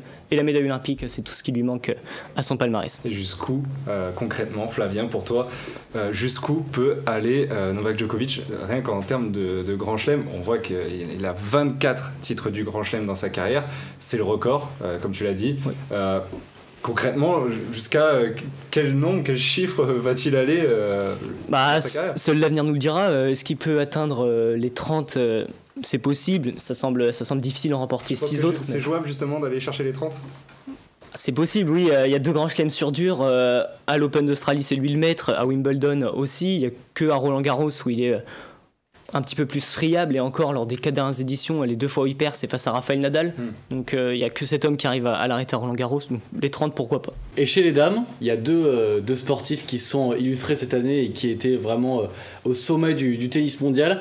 Évidemment, Iga Swiatek qui finit numéro 1, et Aryna Sabalenka qu'on attendait peut-être un peu moins, mais qui finit quand même 2e et qui a remporté son premier Grand Chelem. Pour toi, du coup, qui est la joueuse de l'année? La joueuse de l'année pour moi c'est Iga Swiatek. Alors j'aimerais juste parler un petit peu de Sabalenka parce que j'ai hésité à la mettre victorieuse comme la meilleure joueuse de l'année, car Sabalenka elle a remporté l'Open d'Australie, fait finale à l'US Open et demi-finale à Roland-Garros à Wimbledon. Elle termine seulement à 200 points d'Iga Swiatek au classement ATP, ce qui est très peu, mais Swiatek elle termine numéro 1 pour la 2e année consécutive, donc elle défend son titre de numéro 1 en fin de saison. Je suis allé voir un petit peu ses statistiques, donc 6 titres cette saison, alors que Sabalenka c'est 3, donc notamment comme vous voyez sur la photo Roland-Garros pour la 3e fois de sa carrière après l'année dernière notamment, et l'US Open aussi l'an passé. Elle a également remporté le Masters en fin de saison en perdant aucun set lors du tournoi. Elle a notamment mis 3-6-0 à ses adversaires, dont la finale où elle a battu Pegula 6-0, 6-1 ou 6-1, 6-0, je me souviens plus, dans des conditions assez chaotiques à Cancun.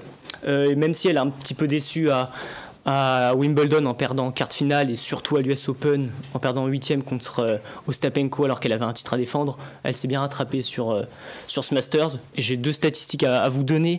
Tout d'abord, c'est la 10e joueuse à avoir passé le plus de temps le plus de temps numéro 1 mondial dans l'histoire, devant plein d'autres légendes comme Venus Williams ou Maria Sharapova. Et cette année, j'ai calculé car j'avais vu la statistique mais je ne l'ai pas retrouvée, elle a remporté 23-7 sur le score de 6-0. Wow.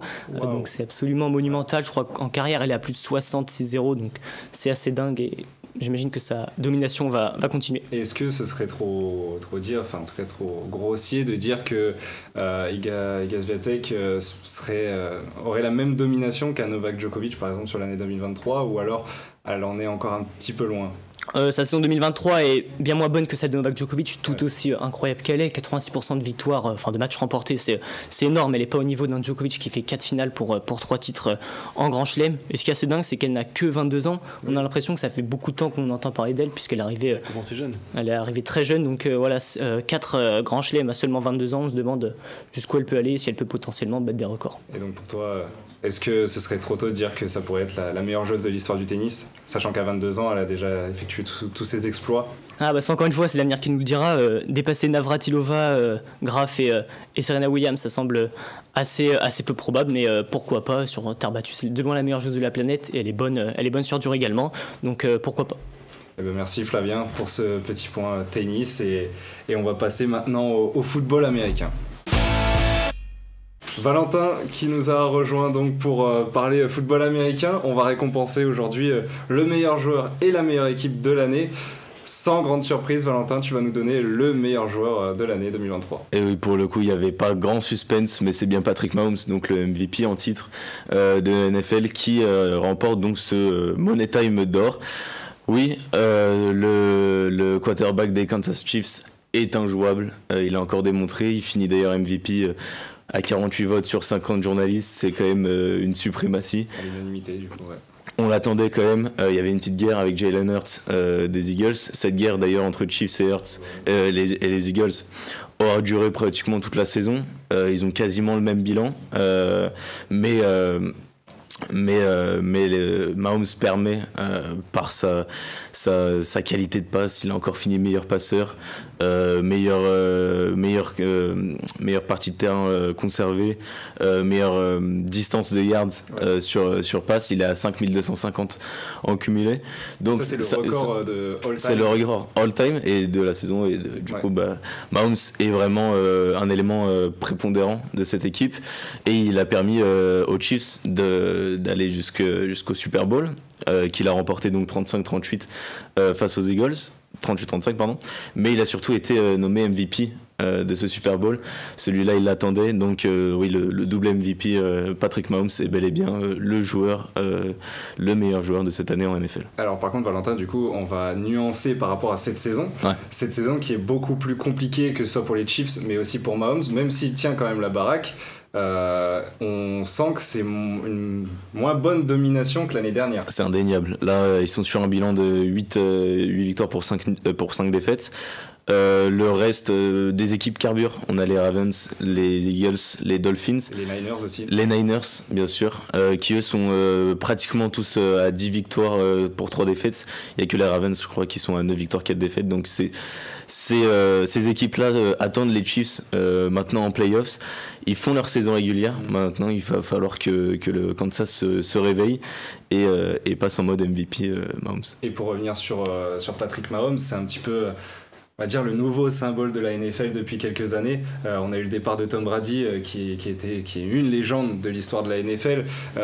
Voilà, Patrick Mahomes, c'est maintenant lui le symbole, c'est lui la figure. Donc cette récompense, elle est aussi pour ses stats, mais elle est aussi pour l'homme qui l'incarne, et c'est quelqu'un d'extraordinaire. C'est le nouveau visage de la NFL.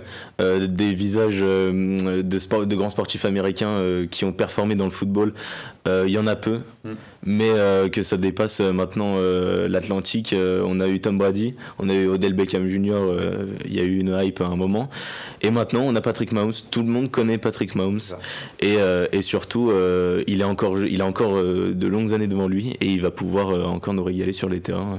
Ça fait aucun doute. Et juste pour nuancer par rapport au trophée du meilleur joueur, Valentin, on avait aussi un Travis Kelce qui aurait tout autant mérité d'avoir ce trophée. Mais on va dire, malheureusement, souvent le gagnant, le MVP, c'est très souvent des quarterbacks. Le quarterback. Et donc, Mahomes étant un quarterback, c'est donc à lui que ce trophée est revenu, mais c'est sûr qu'un Travis Kelce aurait tout autant mérité. Bien sûr, sans lui, les Chiefs ne font pas la même saison, c'est indéniable. C'est clair. Et maintenant, on va passer... à la meilleure équipe de NFL, à la meilleure équipe de football américain de la saison, sans grande surprise, encore une fois, Valentin. On reste au même endroit, ouais. On reste à Kansas, cette ville qui aura donc brillé cette année 2023 et qui vient remporter une énième victoire dans le championnat américain. Ils ont dominé la saison cette année, beaucoup plus que ce début de saison, ouais. qui est poussif, on l'a déjà expliqué. Maintenant, il va falloir que des choses se mettent en place rapidement, que Kelce, on le sait, a pas joué le début de saison. Ouais. Donc maintenant, l'équipe est au complet, et surtout, il va falloir rattraper cette avance qu'a déjà pris de nombreuses franchises de NFL. Et le problème actuellement des Chiefs, c'est qu'ils ne sont pour l'instant pas qualifiés pour les playoffs. Il va falloir encore confirmer dans les semaines qui arrivent. Concrètement, là, l'équipe qui fait forte impression dans ce début de saison sont les Niners. C'est les Niners qui sont déjà assurés d'être qualifiés pour les finales de division, chose que ne sont pas les Chiefs. Et également les Eagles qui ont pris leur revanche dans ce début de saison face aux Chiefs. Où c'était un petit peu un match sans issue. C'était un match qu'on attendait, et malheureusement on a peut-être été un peu déçus de la finalité. Maintenant il va falloir que les Chiefs assurent leur carrure de champion, et il va falloir qu'ils aillent au bout cette fois. Ils ont un gros run à faire, ils en sont capables, ils ont l'effectif pour. Maintenant c'est entre leurs mains, et à mon avis, vu la qualité de l'effectif, ils peuvent très bien le faire. Merci Valentin pour ce petit récap football américain. Tout de suite, on va venir récompenser les sports olympiques, et on va commencer maintenant avec l'athlétisme.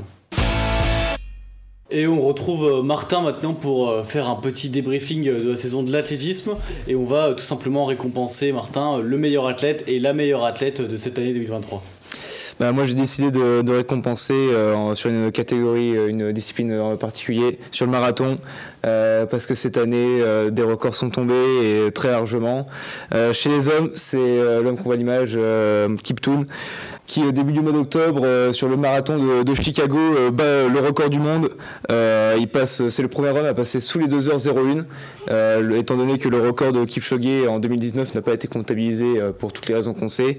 Là c'est le record officiel, 2h35, c'est du jamais vu. Et chez les femmes, c'est Asefa qui est devenue cette année à Berlin la première femme sous les 2h12 en faisant 2h11, c'est 2 minutes et 11 secondes de mieux que le précédent record. Et je pense que ce qu'on peut remarquer, sur ce qui choque, c'est l'amélioration dans le matériel, dans les chaussures avec les plaques carbone, qui depuis maintenant plusieurs années font d'énormes différences. Et je pense que les équipementiers ne font que s'améliorer et les records vont tomber vraiment. Je pense que tous les ans, on aura toujours des nouveaux records et de plus en plus fous. Et peut-être encore aux Jeux Olympiques de 2024. Merci Martin. Et nous allons tout de suite enchaîner avec le vainqueur, le plus grand nageur de l'année.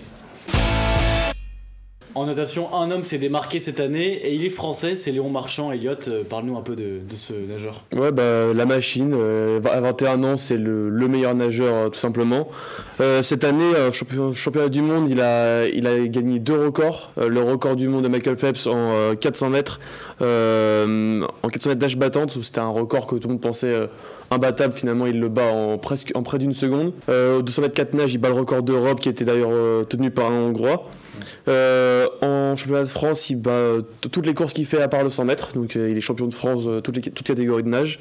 Et enfin en championnat NCAA aux États-Unis, il a aussi tout gagné à part au relais où finalement il a toujours des médailles d'argent ou de bronze. Donc, et Elliot, il a été aussi adoubé par un certain Michael Phelps cet été, ce qui prouve l'exploit qu'a réalisé Léon Marchand et le potentiel qu'il a finalement en natation. À 21 ans, tout simplement, c'est juste monstrueux ce qu'il a fait cette année. On attend tous sa performance aux Jeux Olympiques parce que c'est une des seules chances françaises de médailles, on va dire. En tout cas, on est presque sûr d'avoir des médailles avec lui. Donc hâte de voir la suite et je suis sûr qu'on aura de nombreux titres. Et on va maintenant passer au volleyball et on va récompenser la meilleure équipe et le meilleur joueur. Et donc Elliot, tu es toujours avec nous pour élire la meilleure équipe en volleyball de l'année. Oui, et du coup très simple, pas de concurrence, c'est la Pologne qui va être la meilleure équipe du coup de l'année. Que ce soit en club ou en sélection, ça a été la meilleure nation tout simplement dans le volley. Ligue des champions de volleyball, c'est la première fois que ça arrive, on a eu 2 équipes polonaises en finale. Donc grande première et encore une preuve que le volley polonais est au-dessus de tout le monde. En sélection, la Pologne gagne la Coupe d'Europe et la Ligue des Nations. Donc là encore, après vu l'équipe polonaise, rien d'étonnant, ils ont le meilleur joueur du monde, même de tous les temps, Leon. Et puis à chaque poste, c'est les meilleurs joueurs du monde actuel. Donc franchement, rien à dire. Et puis grande première en Nations League avec le MVP, le libéro Zatorski. Toute première fois qu'un libéro gagne le prix de MVP. Donc, et qui est ton meilleur joueur aussi C'est mon meilleur joueur justement pour ce prix de MVP de la National League, parce que même si pour beaucoup c'est pas forcément le plus méritant, c'est une grande première, c'est jamais arrivé, du coup c'est mon joueur de l'année. Merci Elliot, et on va tout de suite enchaîner avec le sportif de l'année en handball. Et pour toi, Axel, maintenant, qui est le sportif de l'année en handball ? Écoutez, moi c'est Mathias Gitzel qui a été tout simplement énorme avec le Danemark, MVP de la Coupe du Monde. J'ai une stat impressionnante, il a mis 60 buts pendant cette Coupe du Monde, donc assez impressionnant effectivement. Il a que 24 ans, donc je pense que ça va être un très très grand avenir du handball, même du handball danois d'ailleurs. Il est ailier, il fait 1m90, donc quand on le voit arriver sur l'aile et tirer sur des gardiens qui sont pourtant en Coupe du Monde assez exceptionnels, rien ne l'arrête, et franchement impressionnant. Le seul point noir que je dirais avec ce sportif, c'est qu'il joue dans un club qui malheureusement fait pas des bonnes performances.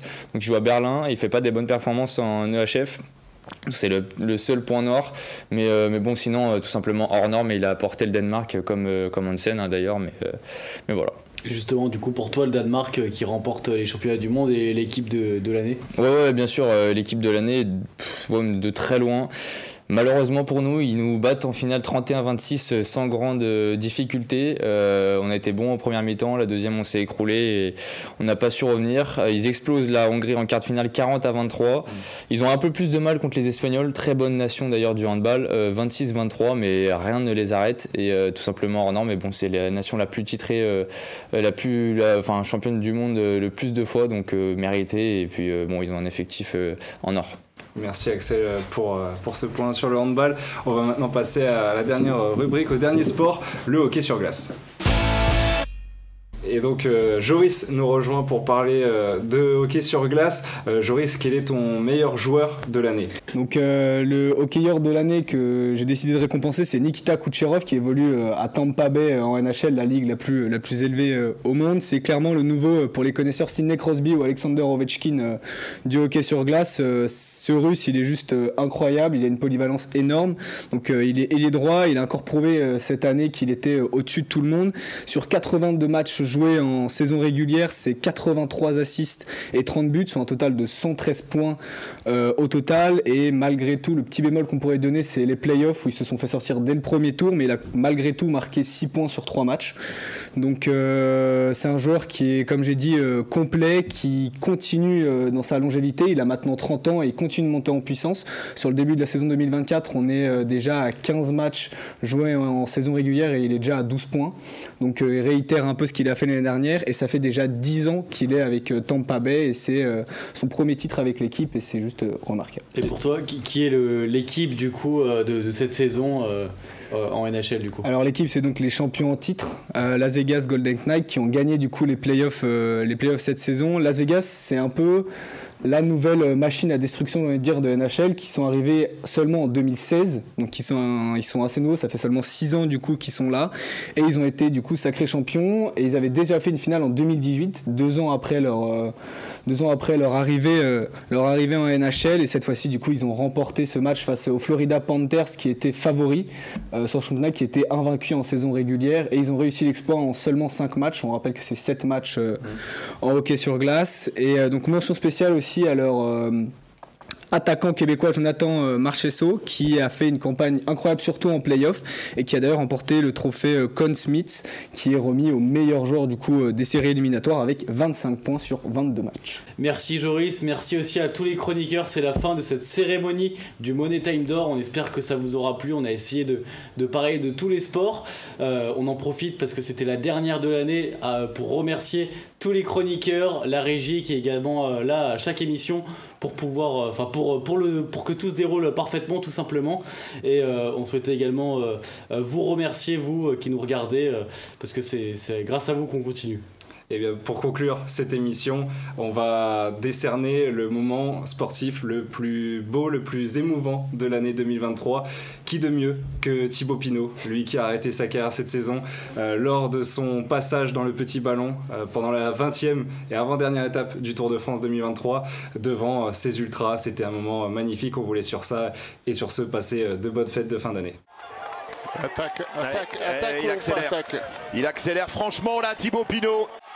Il arrive, préparez-vous, il arrive. Allez, et nous, on se tait.